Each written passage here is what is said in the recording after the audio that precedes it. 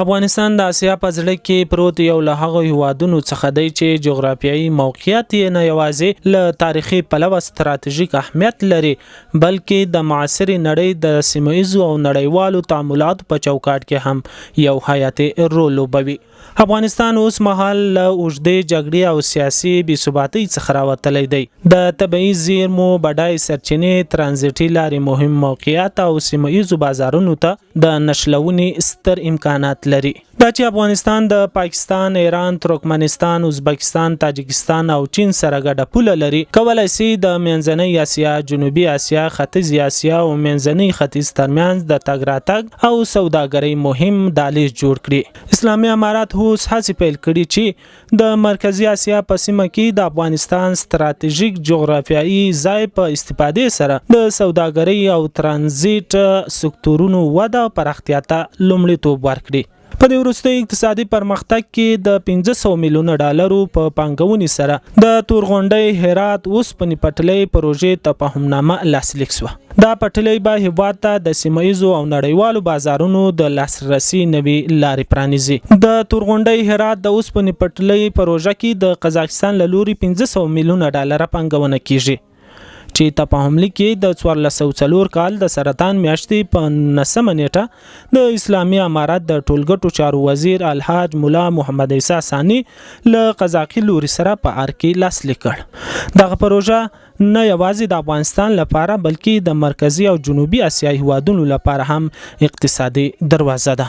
د قزاقستان هیواد د ترانسپورت مرستیال وزیر د افغانستان اسلامي امارات د ټولګټو چارو له وزیر محترم الحاج مولا محمد عیسی ثانی سره په لیدنه کې ویلي چې په لومړۍ مرحله کې 500 میلیونه ډالر یوازې د تورغونډۍ هرات اوسپنې پټلۍ پروژه کې پانګونه کوي او په دویمه مرحله کې هدف د هرات سپین بولدک د اوسپنې پټلۍ مسیر رغول دي. افغانستان د اوږدمهاله ننګونو سره لا هم د سیمه‌ایز اتصال په نقطه کې او د وچې په کچه د سوداګرۍ او ترانزیت په برخه کې د مهم رول بېساري ظرفیتونه لري. دغسې پروژې نه یوازې د افغانستان زیربناو ته نوې ساه ورکوي بلکې افغانستان د منځنۍ اسیا، چین، روسیه او حتی د اروپا د بازارونو سره نښلوي. د تورغونډۍ هرات اوسپنې پټلۍ پروژه به د افغانستان ترڅنګ د سیمې هیوادونو پر اقتصاد او سوداګرۍ څه ډول اغیز ولري. په دې اړه د اقتصاد وزارت مسلکی معین ډاکټر عبداللطیف نظری داسې وایي: سرمایه‌گذاری قزاقستان در خط آهن هرات تورغونډی سبب میشه که افغانستان زیرساخت‌های اقتصادی و ترانزیتی خود تقویت بکنه.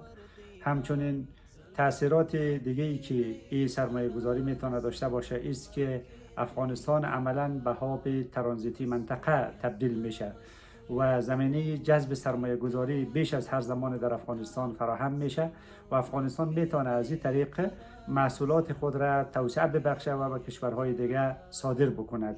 از این منظر است که سرمایه گذاری قزاقستان در خط آهن هرات و تورغونډی نقش مهم در رشد اقتصادی کشور دارد. که له یوې خوا اسلامي امارات له نړیوالو سره د اقتصادي همکاریو او ترانزیت په برخو کې مهمې او لوی لاسته راوړنې لري، ورسره هممهاله یې د کورني اقتصاد د پیاوړتیا لپاره سوداګرو ته لازمې اسانتیاوې هم برابرې کړي دي.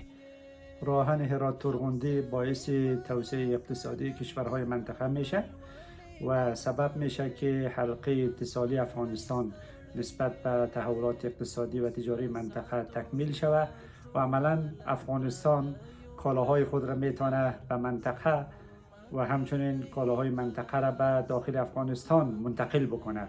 بنابراین در توسعه حمل و نقل و همچنین تقویت ترانزیت و تقویت موقعیت ژئواقتصادی افغانستان این خط آهن نقشی بسزایی میتونه داشته باشد و همچنین این راه آهن باعث میشه که تجارت افغانستان هم رونق پیدا بکنه که در نهایت باعث تقویت ترانزیت افغانستان هم خواهد شد.